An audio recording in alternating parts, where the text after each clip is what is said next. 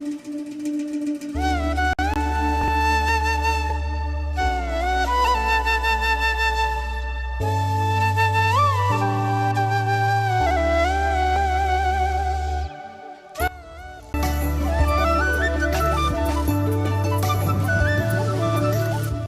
To my first vlog.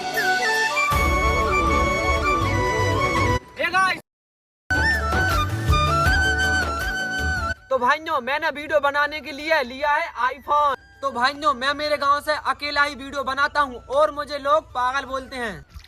तो guys, आप लोगों से इतनी सी रिक्वेस्ट है, प्लीज कमेंट में बताना आपको वीडियो देखकर कैसा लगा। और बताना प्लीज, क्या मैं सच में एक छोटा सा ब्लॉगर बन सकता हूँ? प्लीज बताओ। आए तो हम लोग काम करने, फोर फेंकने के लिए। आज अकेला ही है, कैमरा मैन आया नहीं आज गाँव गया कैमरा मैन, कल आएगा।